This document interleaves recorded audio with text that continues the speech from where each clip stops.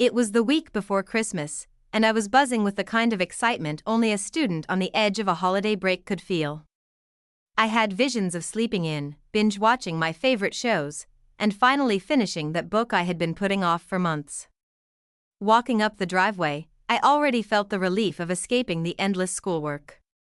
I opened the front door, expecting that familiar quiet hum of my home, maybe the faint sound of my mom humming along to the radio, maybe the soft clatter of dishes from lunch she had made hours ago, but what I walked into was nothing like that. Chaos greeted me instead. My mom was pacing back and forth in the kitchen, phone in hand, her eyes darting between the screen and a neatly typed list she was holding.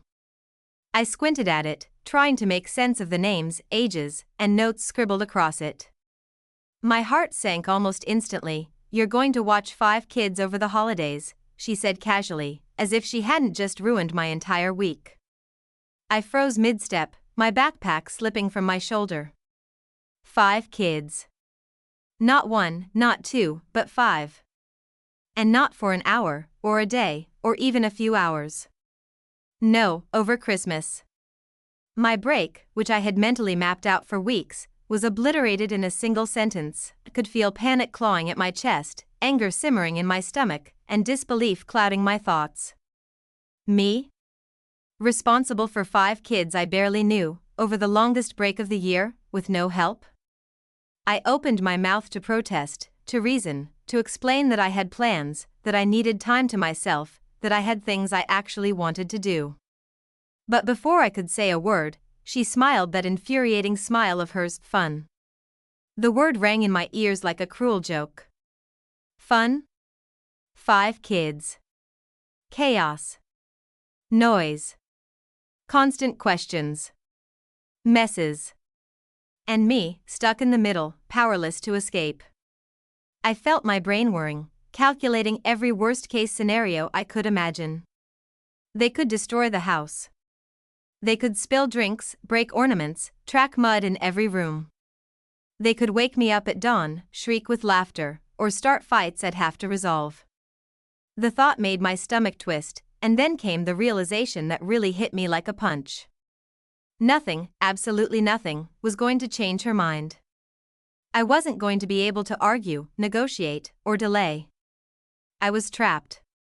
My personal holiday, my sanctuary, my mental peace, was slipping away before it even started. I had to act, and I had to act fast. But how? How do you survive 5 kids when your babysitting experience barely covered one? And what I did next, the plan I hatched in those few frantic minutes, would shock even me when I looked back later. I paced the kitchen, my brain running on overdrive, imagining every possible scenario. Each one ended in disaster, screaming, chaos, and exhaustion. I couldn't let that happen. I couldn't just give in. I needed a strategy, a survival plan, a way to turn this impending nightmare into something I could at least manage. But time was ticking, and the first kid was coming sooner than I could imagine, and as I glanced back at the list, my mom chatting happily into her phone, a terrifying thought crossed my mind: what if I failed? What if all of my plans, all of my careful reasoning, couldn't withstand 5 unstoppable forces of chaos descending on my home? I swallowed hard, bracing myself. This Christmas was about to change everything. I knew one thing for sure: there was no going back. Let me give you some context about who I am, because without it, this story doesn't make much sense. I've always been the responsible one in my family, the kid who quietly does their homework on time, keeps their room organized, and tries to avoid drama wherever possible. I love my mom more than I can say, but she has this habit of springing her fun ideas on people without asking. I think she honestly believes that anything she plans will be exciting, enjoyable, and harmless, but in reality, her ideas often land like chaos bombs. I'm the kind of person who needs space to recharge. I read, I listen to music, I enjoy being alone sometimes. I like calm, predictable environments where I can think, plan, and relax. Noise, disorder, constant activity, it drains me. The thought of 5 kids storming into my personal space over Christmas terrified me. These weren't my siblings who I had grown up with and understood. No, these were distant cousins, neighbors' kids, energetic, unpredictable, and demanding in ways I wasn't prepared for. My personal space has always been sacred to me. It's my refuge, my mental sanctuary, the place I go when the outside world feels overwhelming. I had built a small haven in my home, a quiet corner where I could binge-watch shows, finish projects, sleep in late, and truly enjoy my holidays without interruption. And now, all of that was about to vanish. Pause. Instead of calm, I would have sticky fingers on the furniture, toys scattered across the floor, and a constant flood of questions and complaints that I didn't know how to manage. The more I thought about it, the angrier I got. It wasn't just annoyance, it was a creeping panic, a deep-rooted frustration that this entire plan was happening without my input. I wasn't opposed to helping out on occasion, but being forced into full responsibility for 5 kids over the longest holiday of the year was overwhelming.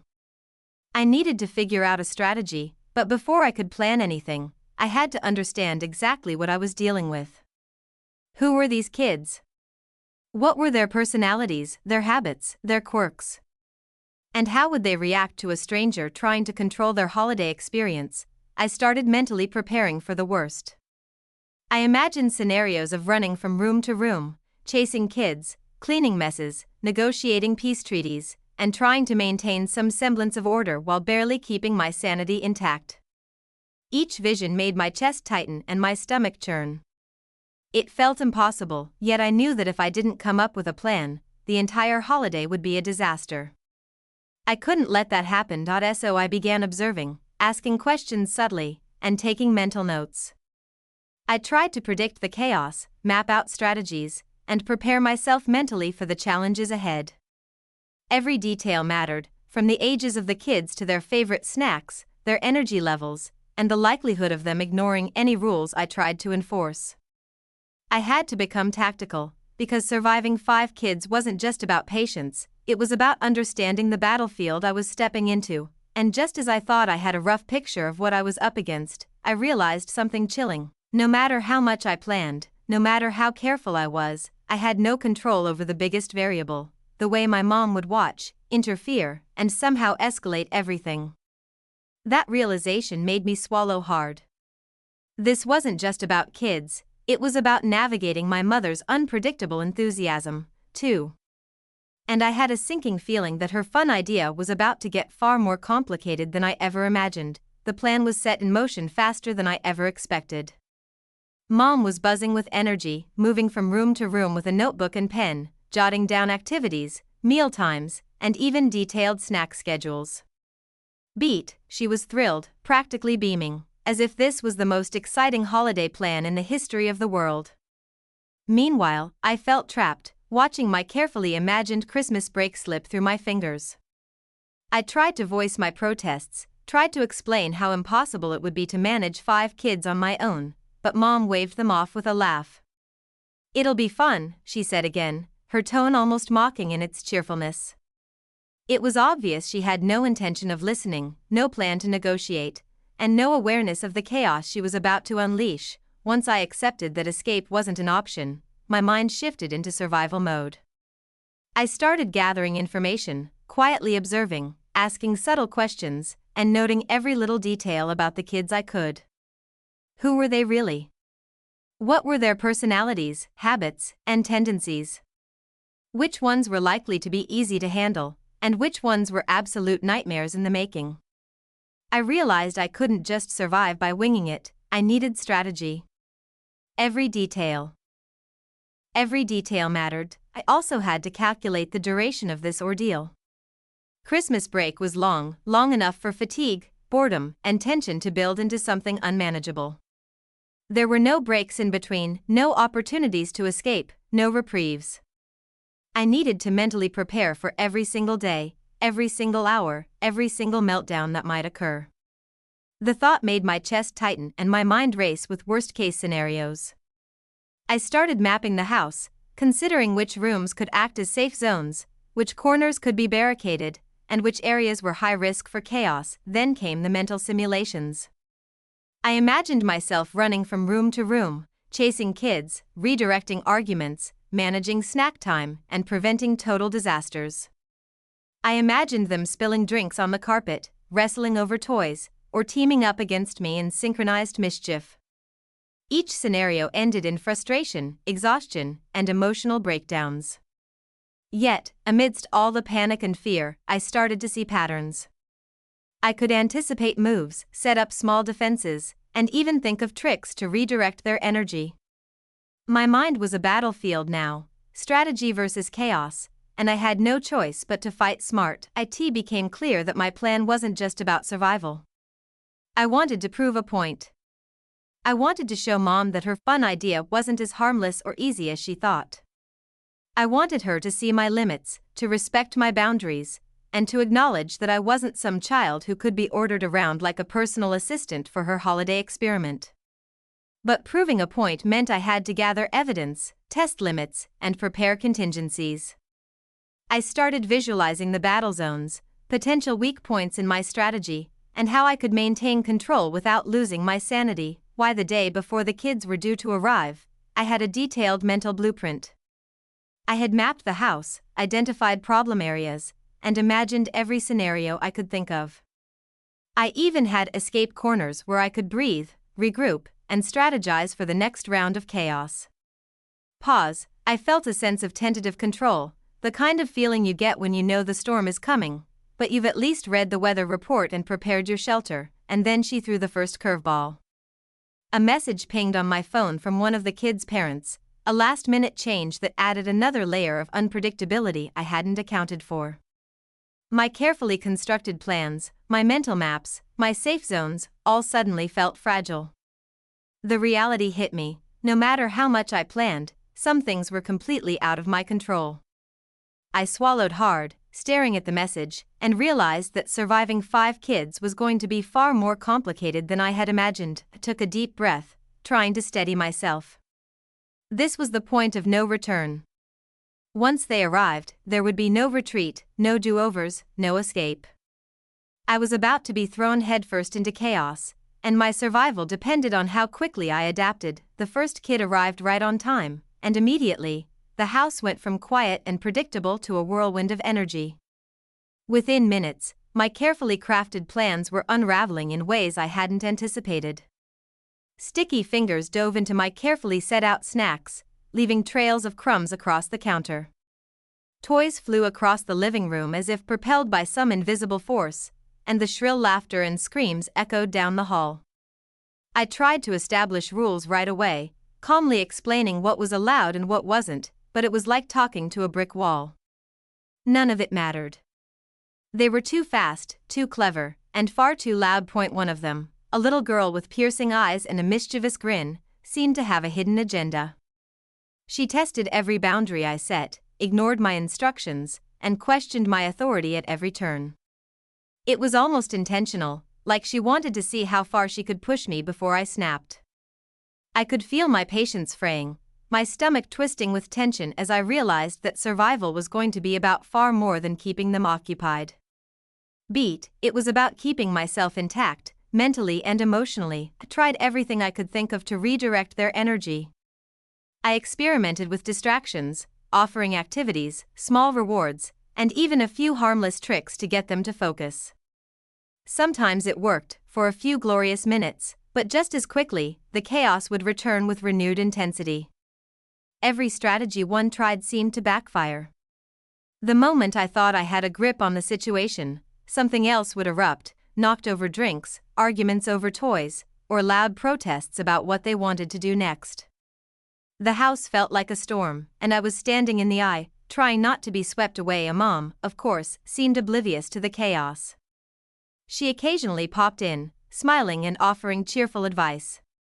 "Just let them play," she said, as if that solved everything.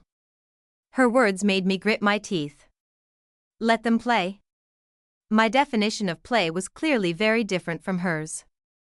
It was obvious that she had no idea of the reality of managing 5 unpredictable kids at once, and I was the one bearing the brunt of her fun idea. I realized that if I was going to survive, I couldn't rely on her guidance, or even her awareness. I had to take control, or everything would spiral out of control. As I struggled, I started to notice patterns. Some of the kids had tendencies I could exploit. One loved coloring quietly, another was obsessed with organizing objects in a certain way, and one couldn't resist games that involved movement and strategy. I tried to channel them into these small activities, hoping it would buy me a moment of peace. But even with these minor victories, the chaos never fully subsided. The little victories were fleeting, and the constant noise and energy began to wear me down. I felt like I was constantly one step behind, always reacting, never ahead, and then, in the middle of the mess, I stumbled onto something that made me stop cold. While retrieving a toy that had been thrown across the room, I noticed a note tucked under a couch cushion. It wasn't from one of the kids, it was from Mom. I picked it up, my heart racing, and read her handwriting. The contents made my blood run cold. It wasn't just about fun or keeping the kids entertained. There was a deeper intention behind her plan, one that I hadn't suspected until now. It made me question everything: why she had chosen me for this, why she seemed so eager for me to fail, and whether the chaos was more calculated than I'd ever imagined. I swallowed hard, staring at the note as the noise and energy swirled around me. My survival wasn't just about handling the kids anymore, it was about understanding what I was really up against. And as I looked around at the 5 unstoppable forces tearing through my living room, I realized one thing clearly: this Christmas was going to be far more complicated than I had ever expected, and the real challenge was only just beginning. Things got worse. Much worse. The moment I thought I had a handle on the chaos, the kids discovered the hiding spots I had carefully set up. My safe zones, the little corners where I could breathe, regroup, or even just sit in silence for 5 minutes, they were no longer safe. They tore through them like detectives on a mission, overturning pillows, scattering blankets, and hunting me down with a level of energy I hadn't anticipated. Every rule I tried to enforce was broken faster than I could react, and alliances started forming between the kids that left me outnumbered and overpowered. I felt like a general losing a battle before it had even begun. Mom's visits became more frequent, her presence both comforting and terrifying at the same time. She would peek in, cheering the kids on with phrases like, "That's it. Go have fun," or "Show them how it's done." Each visit made me feel more trapped. I realized this wasn't just babysitting. This was a test. A test of patience, strategy, endurance, and mental stamina. And I was beginning to understand that failing wasn't just possible, it was likely if I didn't step up my game. I knew I had to be smarter, faster, and sneakier than ever before. I began documenting everything in secret. Photos, videos, even little notes about behaviors, messes, and incidents I witnessed. I wrote down times when rules were broken, when kids misbehaved, and even some of Mom's instructions that, in hindsight, seemed completely unreasonable. I felt like a spy in my own home, constantly alert, always planning 2 steps ahead, knowing that one wrong move could escalate everything. Every minor victory felt temporary. Maybe I convinced one child to settle with a coloring activity for a few minutes. Maybe I managed to prevent a snack disaster. But the next moment, chaos would explode again. Every success was fleeting, and every defeat piled onto my anxiety like bricks in a backpack I didn't know how to carry. It was exhausting, physically, mentally, and emotionally. I couldn't allow myself to show fear, though. If the kids sensed it, they would exploit it instantly. I had to maintain a facade of calm control, even when my nerves were frayed and my energy almost gone. Despite my constant vigilance, the kids kept testing boundaries in ways I hadn't predicted. Alliances became more strategic. 2 of them would tag team arguments, while another sneaked snacks from the counter. It felt like they were intentionally trying to overthrow my authority, and I began questioning if my mom had planned it that way. Maybe this fun idea wasn't just about entertaining kids. Maybe it was about pushing me to my limits, seeing how I would react when overwhelmed. And then, just when I thought I had a grasp on things, disaster struck. I had set up a small corner with toys and puzzles to distract 3 of the kids at once. For a moment, it seemed like a small victory. They were engaged, sitting quietly, laughing together, and following the rules I had implemented. I took a deep breath, allowing myself a brief moment of relief. And that's when the youngest crawled under the table and found my notebook. The one where I had meticulously documented behavior, messes, and even mom's instructions. My heart froze. I snatched it away quickly, but not before a few pages were bent, scribbled on, and partially destroyed. I realized in that instant that all my preparation, all my strategies, and all my evidence could be compromised if even one mistake slipped through. Pause. The chaos wasn't just external, it had infiltrated the very core of my plan. I looked at the room, the mess, the laughing, scheming kids, and felt a chilling certainty: surviving this Christmas wasn't going to be about controlling them anymore. It was going to be about navigating an unpredictable storm, one misstep away from complete collapse. Why, mid-Christmas, it became clear that I needed evidence if I was ever going to have any leverage with Mom. Simply surviving wasn't enough anymore. I needed proof that this experiment, this fun idea, was far more overwhelming than she realized. I began recording everything. Videos of toys scattered across the living room, of spilled snacks on the floor, of kids arguing over the smallest things. I took screenshots of messages from parents, small reminders about schedules, and even a few audio clips of minor confrontations. It wasn't about punishing anyone, it was about documenting reality, making the chaos undeniable. I became meticulous. I had to hide my phone constantly, pretending to scroll or check a notification while snapping another video. I learned to capture every little detail without drawing attention, like a secret observer in my own house. I documented the kids' antics, yes, but I also recorded my own struggles, trembling hands as I tried to mediate fights, exhaustion creeping into my voice, sleepless nights where the chaos replayed in my mind. It was raw, unfiltered proof of what I was going through, a diary of survival I could rely on. The process gave me an odd sense of control. Even as chaos erupted around me, I had something tangible, something I could point to and say, "Look. This is real. This is what's happening." For the first time since this all began, I felt slightly empowered. Each video, note, or clip was a small victory in a battle that felt otherwise unmanageable. It was as if the act of documenting restored a fraction of my agency, allowing me to breathe just a little easier even amidst the storm of energy surrounding me. Started organizing the evidence carefully. Videos were labeled by day and time, notes stacked in chronological order, screenshots sorted by event. I even made little annotations to highlight particularly chaotic moments, things Mom might not understand from just hearing about them. This wasn't just proof, it was a story of what it had been like to survive these 5 kids over Christmas, told from my perspective, complete with every breakdown, every meltdown, and every fleeting moment of calm. For a while, it seemed like I had everything under control. I could finally imagine confronting Mom with my findings and finally being taken seriously. Every chaotic incident now had its documentation, every challenge, its record. I was ready, or so I thought, and then, the unthinkable happened. One of the kids, a tiny whirlwind of curiosity and mischief, stumbled upon my secret stash.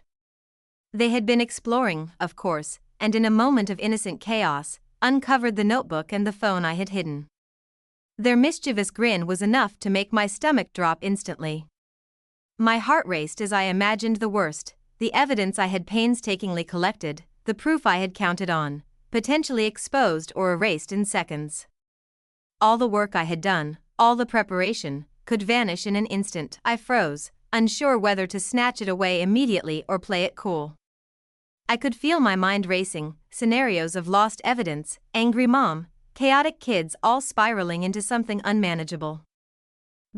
But even as panic threatened to take over, I reminded myself that I still had control in subtle ways.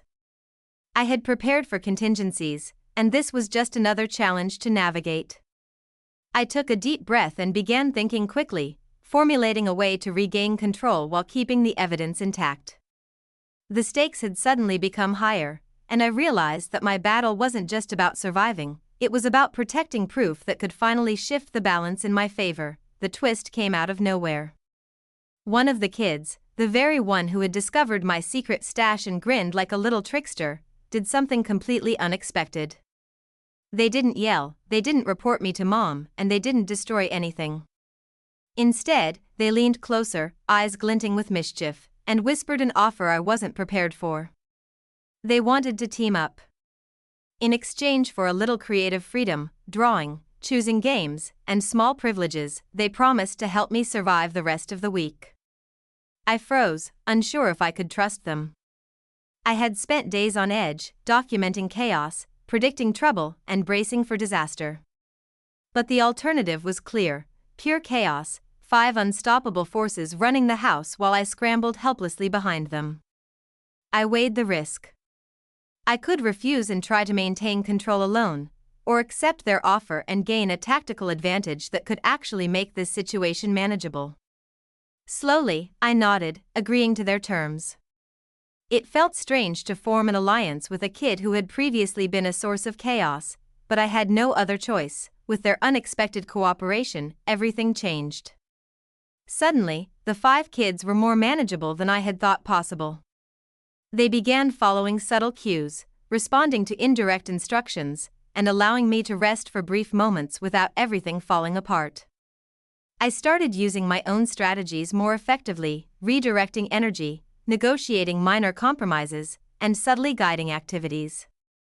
Even the smallest victories, getting 2 kids to cooperate on a puzzle, convincing another to help clean up, felt monumental.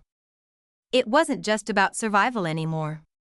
This alliance transformed the game into one of cunning, subtle manipulation, and careful negotiation.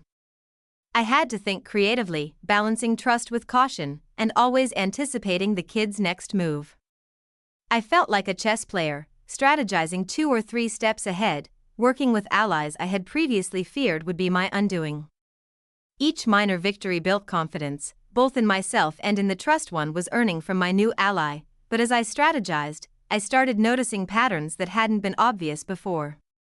Through our subtle games and the interactions between the kids, I began uncovering something about Mom's plan that left me stunned.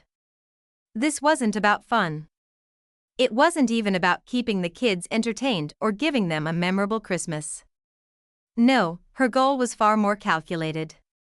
By dumping 5 kids on me, she was testing control, obedience, and family dynamics in ways I had never anticipated. She was observing how I would respond to pressure, how I would manage conflict, and whether I could navigate alliances, chaos, and authority all at once. The realization hit me hard.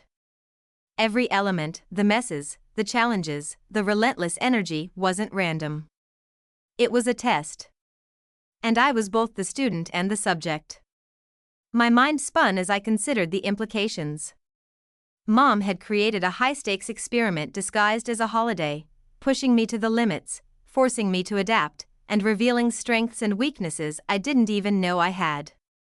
I looked around the living room at the kids, who were now cautiously following instructions, engaged in activities, and even laughing in ways that felt almost cooperative. I felt a mix of relief and disbelief. Not only had I survived the first wave of chaos, but I was beginning to understand the deeper game at play. I had an ally, a strategy, and a new perspective on Mom's motives.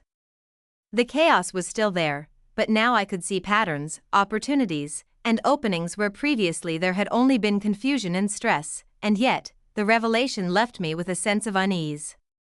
If Mom's plan was this calculated, what else had she anticipated? How far would she push, and what other challenges were waiting just around the corner? I knew I had to remain vigilant, because the midpoint of this experiment wasn't about comfort, it was about adaptation, survival, and uncovering the full truth. I took a deep breath, feeling a flicker of empowerment mixed with tension. The next moves I made would determine not only how I survived the week, but how I finally confronted Mom with the reality of what had been done. And as I glanced at my new ally, grinning like a tiny co-conspirator, I realized that nothing would ever feel quite the same again. Armed with both evidence and my unexpected ally, I finally began executing what I called my exit plan.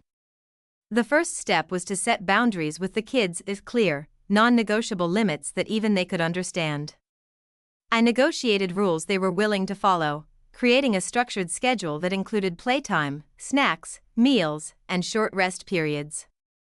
Every hour was mapped carefully, not only to keep the chaos under control but to give me small pockets of mental space where I could breathe, regroup, and plan the next move. Next, I prepared the evidence for the ultimate confrontation with Mom. Videos, screenshots, and my detailed notes were organized meticulously. I envisioned the moment when I would finally present the proof, showing her the reality she had created. This wasn't about punishment or anger, it was about asserting my limits and demonstrating that her plan, while clever in theory, was completely unreasonable in execution. I even integrated chore rotations into the schedule. Simple tasks, tidying toys, clearing snack areas, or distributing materials for activities, became part of a cooperative system that gave the kids responsibilities while keeping them engaged. Surprisingly, the combination of structure, incentives, and subtle redirection began working. They started cooperating, following cues, and even alerting each other to rules they had previously ignored. For the first time, the house felt like a controlled storm rather than a hurricane, messy, yes, but manageable. I felt empowered in a way I hadn't during the entire ordeal. The chaos wasn't gone, but I had reclaimed some authority. I realized that survival wasn't just about reacting to events, it was about predicting, planning, and taking decisive action. Every step I implemented was calculated: meal times, activities, even quiet moments where I could rest or work on evidence. I could finally feel the scales tipping in my favor, as if I had gained ground in a battle I had feared losing entirely. Executing this plan required precision, timing, and courage. Every instruction had to be clear, every activity prepared in advance, and every potential misstep anticipated. One wrong move could send the kids spiraling back into complete chaos, and I had to remain constantly alert. My ally proved invaluable, quietly assisting in redirection and helping maintain order without drawing attention. Their cooperation allowed me to focus on bigger tasks, like documenting the day's events and keeping the overall system intact. Yet, even with this progress, I knew the ultimate test was still ahead.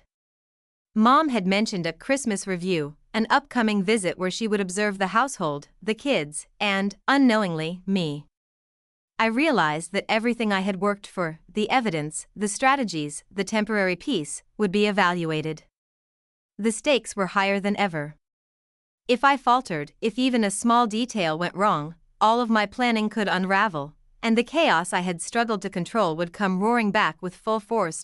So I moved forward carefully, balancing authority with diplomacy, discipline with creativity.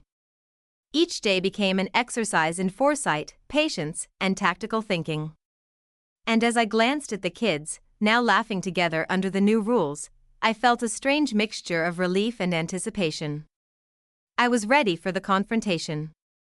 I was ready to prove myself, but deep down, I knew one thing: Mom's arrival for the Christmas review would not just test the kids, it would test every ounce of strategy, courage, and cunning I had mustered over the past week.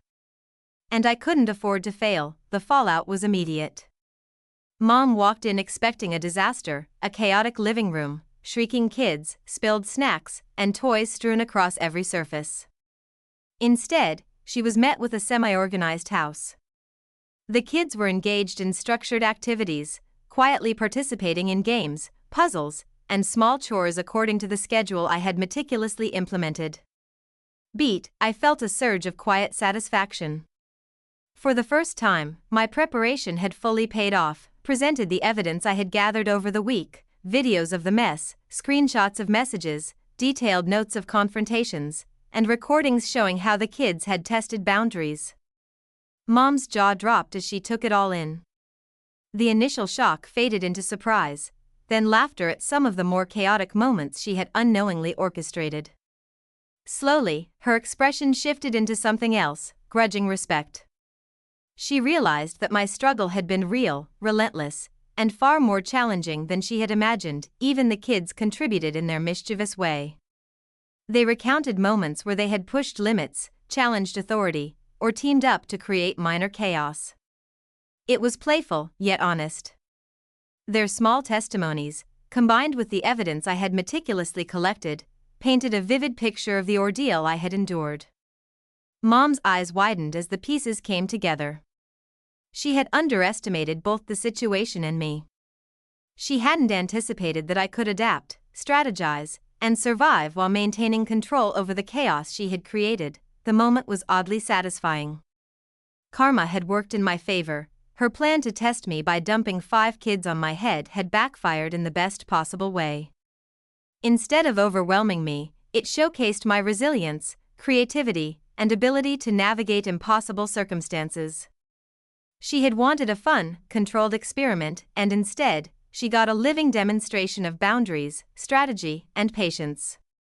I felt vindicated, not with bitterness, but with a quiet, triumphant sense of accomplishment. Mom acknowledged my effort. She admitted that she had misjudged the situation and, more importantly, my capabilities. For the first time, she truly understood my need for personal boundaries, mental space, and control over my environment. Her acknowledgement wasn't about punishment for her mistake, it was about recognition. She realized that authority without understanding and respect could create unnecessary stress, while balance and mutual recognition could foster cooperation and growth. The lesson wasn't lost on the kids either. They saw that rules and structure didn't mean rigidity or punishment, it meant safety, fairness, and clear expectations. They learned that navigating chaos could be fun when boundaries existed, and that working together could yield more rewarding outcomes than testing limits at every turn. The house, once a battleground of energy and conflict, had transformed into a place of understanding and teamwork. By the end of the day, I felt a profound sense of relief. The chaos hadn't disappeared entirely, but the balance had shifted. I had survived, proven my point, and helped Mom understand the real cost of her fun ideas. The experience left us all with a deeper awareness. Family isn't just about authority, rules, or obedience. It's about respect, understanding, and survival together, even in the middle of chaos. And as I watched Mom smile at the organized chaos she had inadvertently caused, I knew this Christmas would be remembered, not for the mess, but for the lessons learned and boundaries finally respected. The moment had arrived, the final confrontation. I took a deep breath, gathering the courage I had honed over the past week. The kids were nearby, engaged in calm activities under the structure I had set up, and Mom was standing at the threshold, her expression a mix of curiosity and uncertainty. I knew I had to be honest, raw, and clear. There was no room for understatement or excuses. Started by sharing my emotions openly, letting her hear everything I had held inside. I told her how overwhelmed I had been, how powerless I felt when 5 unpredictable kids descended into my house, and how every day felt like a test I hadn't asked to take. I spoke of my anxiety, the sleepless nights, and the constant planning that had consumed my thoughts. I explained why boundaries mattered, not as a form of rebellion, but as a necessity for my mental health and for the well-being of everyone involved. Mom listened. Truly listened. She didn't interrupt, she didn't dismiss, and for the first time during this ordeal, I saw her perspective shift. The surprise and shock faded, replaced by understanding. She nodded, her eyes reflecting a mix of regret and realization. I didn't realize how much you were handling, she admitted softly. I'm sorry. I promise to respect your boundaries in the future. Her words were sincere, and for the first time, I felt the weight of weeks of stress begin to lift. The kids, now calm and cooperative, chimed in with their own little acknowledgments. They thanked me, in their mischievous yet genuine way, for turning what could have been utter chaos into something fun. They recognized the structure, the boundaries, and the small compromises that made the week manageable.